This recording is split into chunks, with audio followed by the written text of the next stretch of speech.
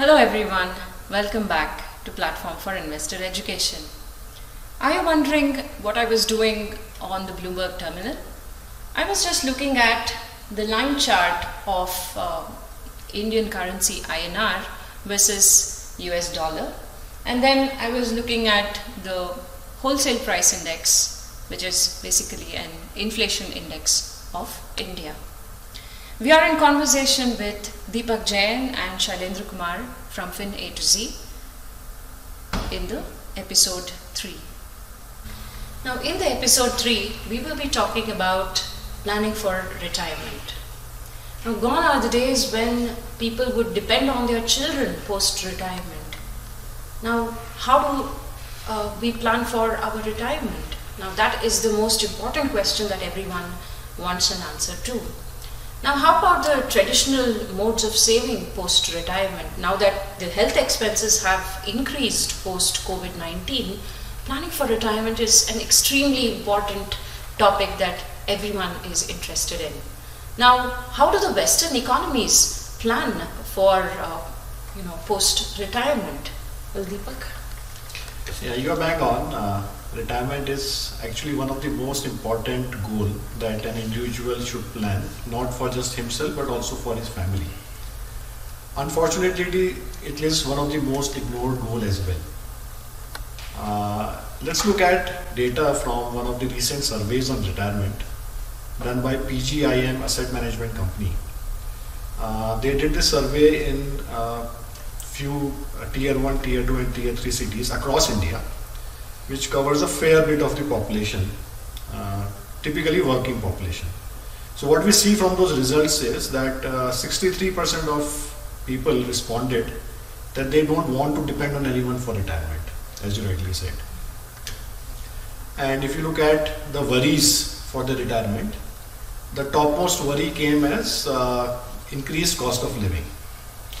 So, and the second thing that you rightly said was about health expenses. So people, more than 50% of the people are worried about these two factors, because of which they want to plan for retirement.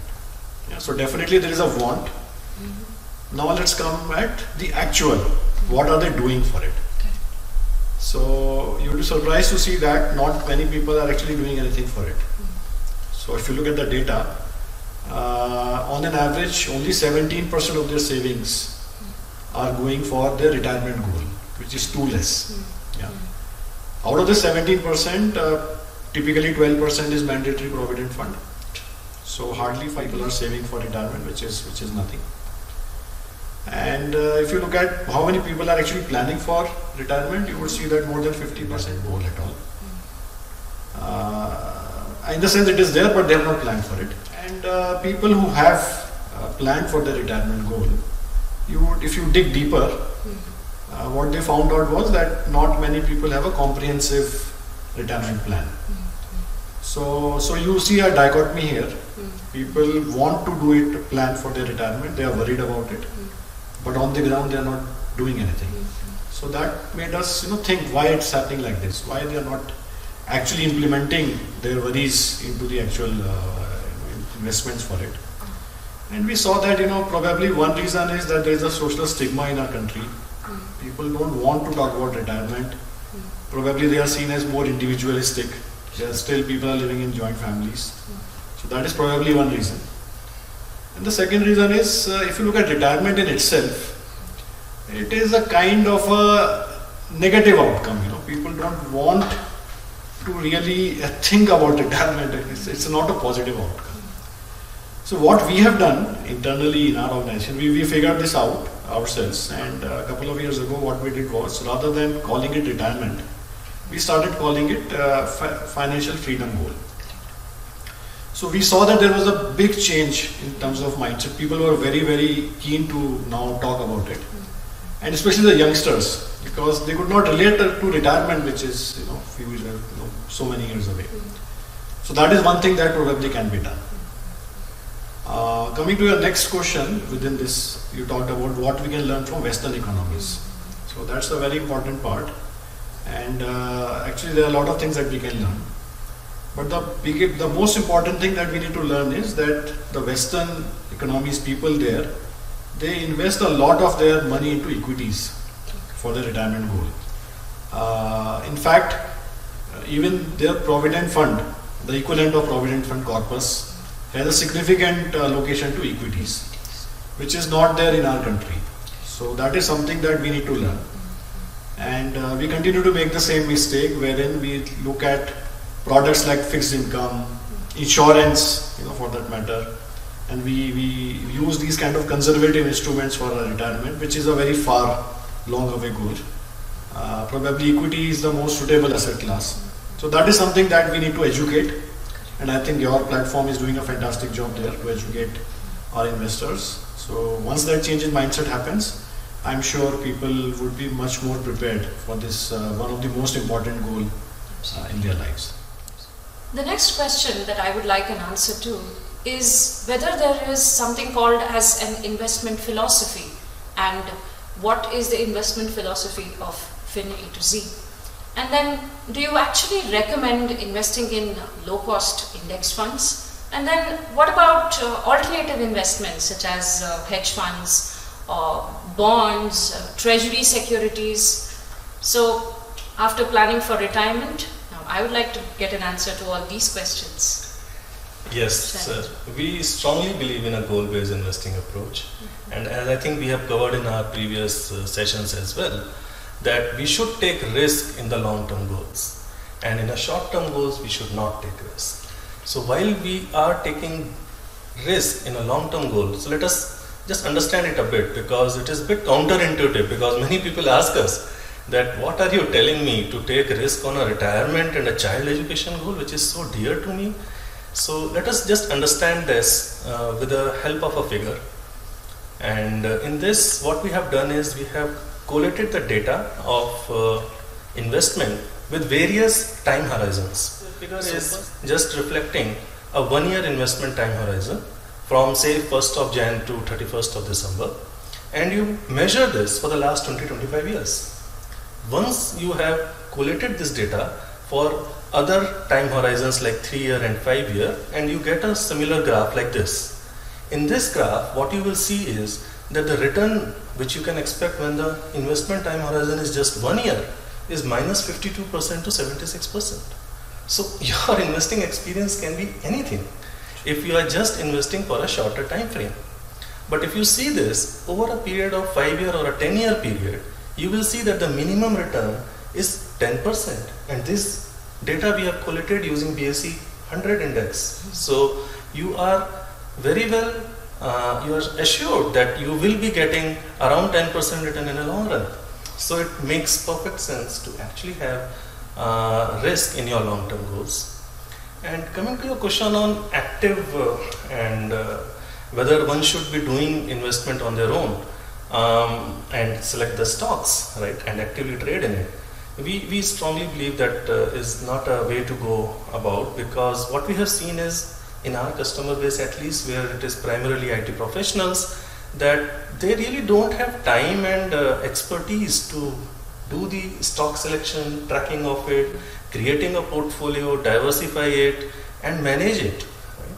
So they don't have time and expertise, and that is the main reason why we say that most of the retail investors should give their money to a professional fund manager to manage it.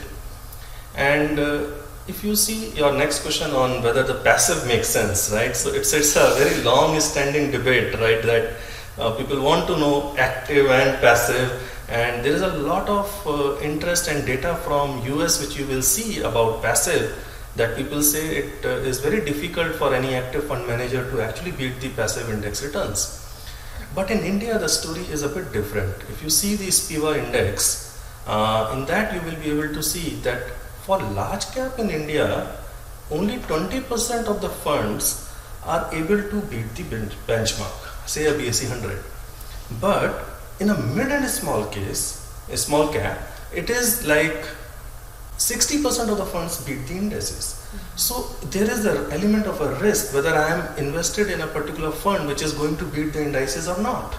So that also is kind of taken care of for the mid cap and small cap space, but might be for large cap it still makes sense for people to basically choose a passive index investing.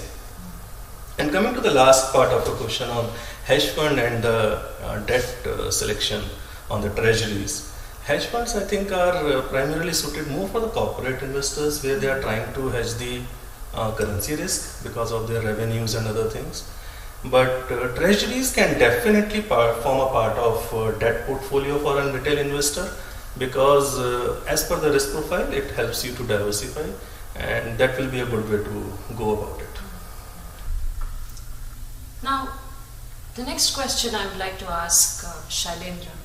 What are the new trends in investing, and do you suggest investors to actually add ETFs into their portfolios?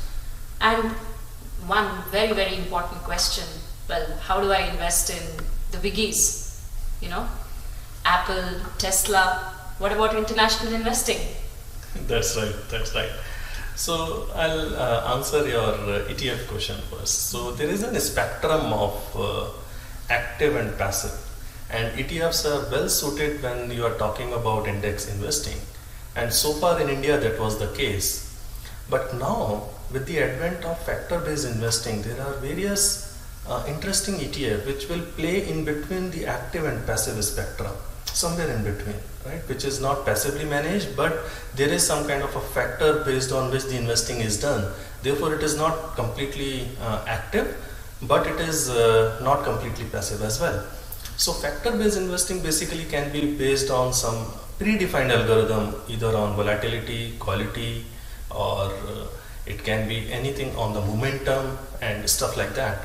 So ETF investing is actually taking some new shape now in India, and investors should only worry about one thing in ETF investing. You can choose any of the ETF funds which you want to invest in, but you should be aware of the volume.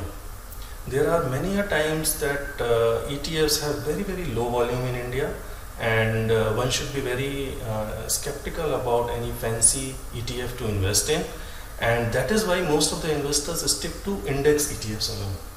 Right? So that is one thing to be taken into consideration. And coming back to your question on other new trends, so ESG is the latest fad which is happening in the financial world. ESG stands for environment, social and governance. Though many fund managers were already taking into consideration the factors given by ESG already in their fund selection and already in their stock selections for the respective funds, but now it is becoming kind of mandatory for someone to actually declare what is the ESG score of the companies which they are holding. You may have heard about recently one very big bank, PSU Bank in India, was asked that you should not be investing in XYZ particular project because it is not good for environment, right? So that is kind of becoming very mandatory now, that people will have to stick to the good ESG score companies. And coming last but not the least, everyone is having the fancy for international investing. It is good that yes, people are becoming more aware of it, that yes, these are the products which we are using in our day-to-day life. So why I should not get a chance to invest in those? So this international investing, in our opinion, is best done by either investing into an international fund or an ETF, rather than individually choosing stocks, because again, as we have covered earlier, diversification is one thing which we are a strong believer in, and would not like an individual investor to pick one or two stocks and then fall prey for lack of diversification in the portfolio. So one should definitely invest in international stocks, but via fund or via an ETF. Well, thank you so much, Deepak and Shailendra, for giving us wonderful 3 episodes. Wow, we spoke about different asset classes that we Indians favor. We spoke about how to plan for retirement. We spoke about investment philosophy. Wow, that's a spectrum of thoughts that you guys shared. Thank you so much once again, and let's catch up again on Platform for Investor Education. Thank you so much. It was a pleasure. It was good. Thank you.